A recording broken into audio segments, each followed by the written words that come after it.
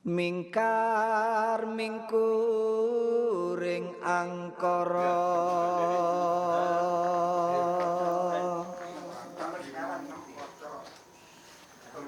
akarana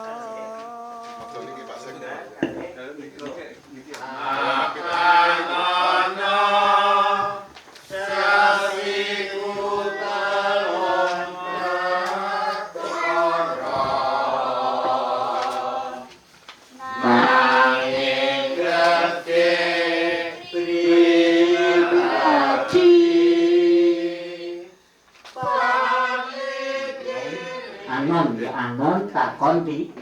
wong anon itu tegese belajar sinau di dhewe takon itu tegese takon gelem takon nek ora ngerti gelem takon nah terus tiron tegese niru apa sing apik apa sing sing kae tak wawas kok apik sing tak wawas bener kuwi terus tak tiru iku suwi-suwi malih uga mboten panggah ketinggalan zaman mergo napa panggah nggih bodho gelem takon anon tiron tiga niku nek manut nggih piwulange leluhur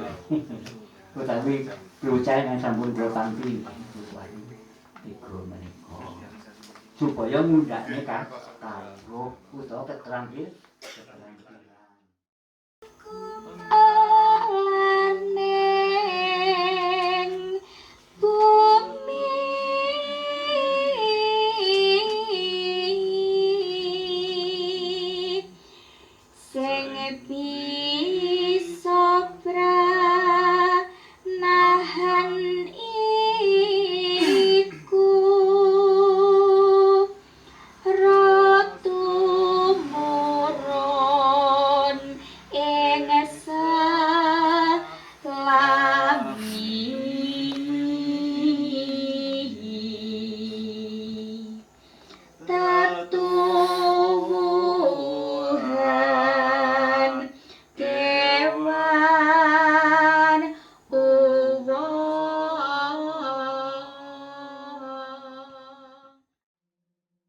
sinamun ing samudana